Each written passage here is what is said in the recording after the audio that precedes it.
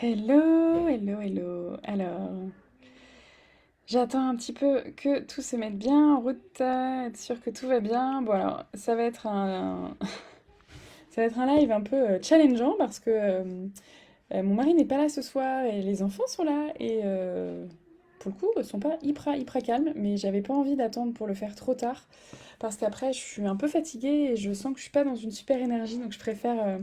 Ben voilà, je fais le live avec les enfants qui sont pas loin, qui vont sûrement faire du bruit.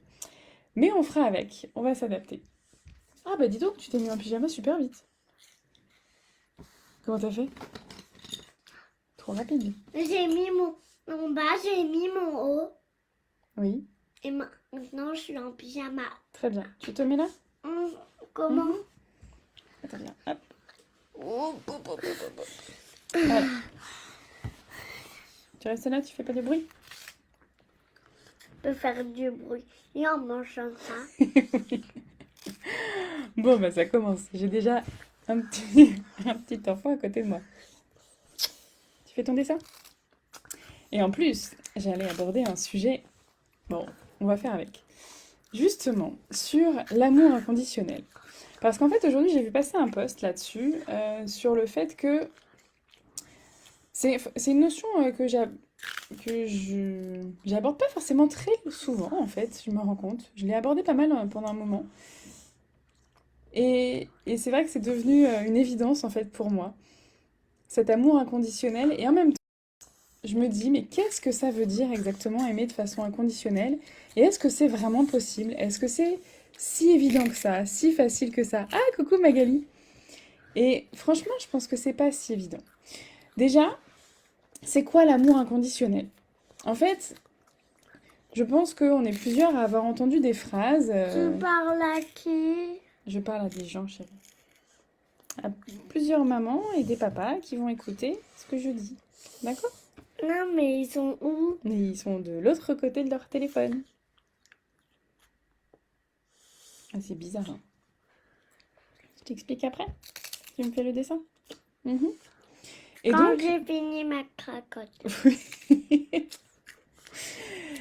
et donc, je vais essayer de rester focus sur ce sujet très important. En fait, oui, la notion d'amour inconditionnel, c'est le fait de dire à notre enfant qu'on l'aimera quoi qu'il fasse. Parce que ce qui se passe chez les enfants, et d'autant plus chez les petits en dessous de 6-7 ans, c'est qu'ils ont cette impression que tout ce qui arrive est lié à eux et parfois à cause d'eux, est en rapport avec eux. Et c'est vrai que c'est hyper important de leur transmettre que même quand on est fâché, on les aime quand même. Même quand ils font des bêtises, on les aime quand même. Même quand ils sont à côté de nous pendant qu'on fait un live, on les aime. Et d'ailleurs, j'enlèverais même le quand même parce que du coup, ça, même ça, je pense que je t'aime quand même. Ça sous-entend que quand même, c'est pas si terrible que ça. Bonsoir Marie Vazé. Je sais pas si je le dis bien. Alors, et donc oui, l'amour inconditionnel, c'est vraiment ça. Parce que parfois, on a tendance à être fâché, à être en colère, et à avoir des mots qui peuvent être blessants, où l'enfant, il peut avoir l'impression que cet amour est lié à un certain comportement, à une certaine image, à certaines actions de sa part. Par exemple, quand il est sage, je l'aime. Quand il me fait un beau dessin, je l'aime. Mais par contre, quand il saute dans tous les sens, qu'il fait trop de bruit, ben peut-être que il peut penser qu'on l'aime pas. Et c'est là que ça va jouer beaucoup sur sa sécurité intérieure et aussi sa capacité à exprimer toutes les facettes de sa personnalité finalement. Ah, c'est Marème, pardon. Et, et en fait, quand, quand notre enfant fait des bêtises, en fait, il est en train d'explorer. Il est en train de...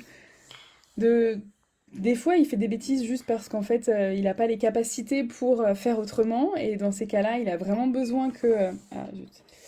Il a vraiment besoin qu'on soit à côté de lui et qu'on lui montre en fait que bah, on est là en fait, quoi qu'il arrive. Et, et aussi qu'il se sente accompagné en fait, avec amour, avec bienveillance. C'est pas parce que à cet âge-là, il n'arrive pas à gérer son stress et ses émotions qu'on ne l'aime plus et qu'il n'est pas quelqu'un de bien. Et cet amour inconditionnel, ça va vraiment permettre Maman, de renforcer la confiance. j'ai pas arrivé à dessiner mon dessin. T'as pas réussi? Qu'est-ce qui te manque? Non. Moi, je veux faire autre chose, mais ça m'a obligé à faire ça. Ça t'a obligé à faire ça et t'aimerais faire autrement? Ouais. De quoi t'as besoin, ma chérie? Une autre feuille. D'une autre feuille, d'accord. Hop, je gère en même temps les enfants. Hop, si j'y Mais arrive. un petit. Une plus petite? Ah bah vas-y, prends, je te laisse prendre, ok? Et donc, 3. il y a beaucoup de livres en fait qui sont super chouettes pour ça, pour transmettre cet amour inconditionnel. Et en même temps, je me dis que parfois, on peut se sentir déconnecté de cet amour. Quand on est vraiment très fâché, quand on vit une période particulièrement compliquée, ou parfois même dès le début, parce que quand l'arrivée d'un enfant bouleverse notre vie, bouleverse parfois notre couple, bouleverse parfois notre vie professionnelle, notre vie amicale, ça peut en fait créer une certaine rancœur chez nous et qui peut entraver en fait ce lien, cet amour inconditionnel envers notre enfant. Et ça, c'est des choses qu'on ne dit pas et qui peuvent être très très mal vécues. Alors que l'enfant en soi n'y est pour rien, c'est juste les circonstances autour. De la même manière, quand il y a des difficultés avec un enfant, mais ça peut entraver le lien. Et ça, on ne le fait pas exprès en fait. C'est juste que ça nous renvoie à certaines blessures, à certaines choses, à certains manques de confiance en nous, qui font que on se déconnecte un peu de ça. Ou alors on n'arrive pas à créer le lien, on n'arrive pas à rentrer dedans. Et en plus, ça crée beaucoup de culpabilité, parce que quand on n'y arrive pas, ou quand parfois dans des moments de notre vie, on se sent complètement déconnecté de ça. Comme si il y avait un voile, un mur entre nous en fait. On sait que cet amour, il est là quelque part, mais on n'y a plus accès. Parfois, il y a la colère qui est tellement forte, la frustration, ou la tristesse. Moi, je sais que d'un point de vue purement personnel, ma maman, je pense qu'elle avait énormément de mal à nous aimer.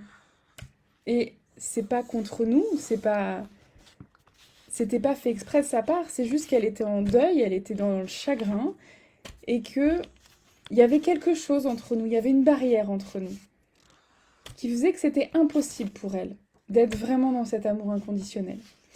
Et je pense que c'est important déjà de briser ce tabou-là, parce que on a cette pression, surtout en tant que maman. Quand notre enfant arrive au monde, déjà pendant la grossesse, on est censé tomber en amour pour son enfant tout de suite. Et parfois c'est le cas, parfois ça ne l'est pas. Parfois c'est plus difficile. Parfois on a besoin de faire connaissance, parfois on a besoin de temps. Parfois aussi on a besoin d'aller guérir nos blessures pour réussir à rentrer dans ce lien et dans cet amour. Et c'est pas une question d'être une mauvaise personne ou de pas être une bonne maman ou quoi que ce soit, c'est juste, parfois on est blessé ou troublé par les événements de la vie et du coup, on a plus de difficultés à créer ce lien. Et la bonne nouvelle, c'est que ça se travaille en fait. Ça se guérit, ça s'encadre, ça s'accompagne. On peut réussir à améliorer ça en fait quand il y a des difficultés. On n'est pas obligé de rester là-dedans. Et puis, dans notre quotidien de parents, il y a des moments où on sait que quoi que nos enfants fassent, on les aime. Mais là, maintenant, tout de suite, je suis tellement fatiguée, je suis tellement énervée. Soit aujourd'hui, soit juste là maintenant, soit depuis 3 semaines parce que j'en peux plus. J'ai du mal à ressentir cet amour, en fait. Je sais qu'il est là, encore une fois, mais j'ai du mal à le sentir. J'ai du mal à vraiment le vibrer à l'intérieur de moi. Et ça, malheureusement, inconsciemment, ça se transmet, en fait. C'est comme quand on n'est pas vraiment disponible. On a beau être là physiquement, il y a quelque chose dans notre regard, dans notre intention, dans notre attention aussi, qui n'est pas complètement là et qui trouble en fait le message. Et donc dans cet amour-là, c'est aussi hyper important de prendre le temps de s'occuper de soi et aussi de s'aimer soi. Parce que pour être dans cet amour inconditionnel de nos enfants, on va aussi avoir besoin de nous redonner, nous, cet amour inconditionnel qu'on n'a peut-être jamais vraiment senti, reçu, en tout cas qu'on n'a pas forcément inscrit pleinement à l'intérieur de nous. Et nos enfants, ils vont nous faire revivre certaines parties de notre histoire, ils vont faire écho en fait. Donc c'est aussi important. Je sais qu'il y a des mamans que j'ai accompagnées, en fait, elles avaient des moments où c'était particulièrement difficile avec leur enfant. Certains comportements qui étaient particulièrement difficiles. Et en fait, en explorant, on a fini par se rendre compte que finalement, c'était exactement comme ça qu'elle pouvait être quand elle était enfant, au même âge. Et que elle n'a pas forcément été accueillie par ses parents à ce moment-là. Parce qu'elle avait ces comportements-là. Parce qu'elle était beaucoup dans l'opposition, ou parce elle chouinait, ou parce elle s'affirmait beaucoup. Il y a plein de situations différentes. Mais ça va rejouer en fait. Et pour aller vraiment dans ce lien profond, intime, authentique, bah une des voies, oui Marianne tellement, mais oui, et une des voies, ça va être d'aller voir la petite fille à l'intérieur de nous. Celle du passé, celle du présent. De lui donner cet amour. Ça va être aussi de réussir à se regarder droit dans les yeux dans le miroir et de s'aimer soi. Et c'est grâce à toutes ces petites graines qu'on va planter à l'intérieur de notre propre cœur qu'on va pouvoir être vraiment dans l'amour de nos enfants. Et aussi se libérer un peu de la frustration, de la colère et des attentes aussi qu'on peut avoir envers nos enfants. Quand on a l'impression d'avoir raté certaines choses dans notre enfance... J'ai gagné celui-là. T'as gagné celui-là, ma chérie. Bravo. Comment t'as fait? Celui-là, il Oui, t'as est mis des bien. belles couleurs, hein, dis donc. Celui-là, il est bien. Ça te va? Et celui-là, tu me le fais? Merci, jeune fille.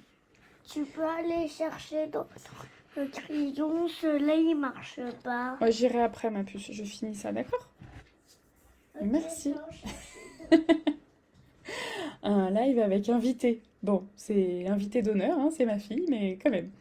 Et donc oui, je pense que plus on va réussir à nous aimer et à aimer aussi notre passé, parce que quand on finit par se rendre compte que les difficultés qu'on a eues, les erreurs qu'on a faites, les manques qu'on a vécus, ont permis aussi d'avancer, de grandir, nous ont permis de devenir la personne qu'on est aujourd'hui.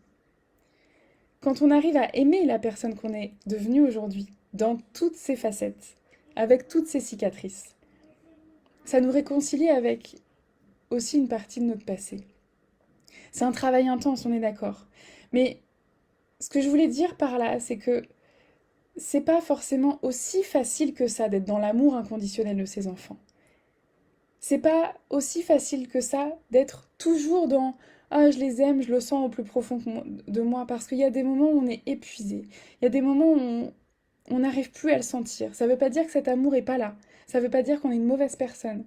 Ça veut juste dire qu'on a besoin de se donner à nous cette place, cet amour.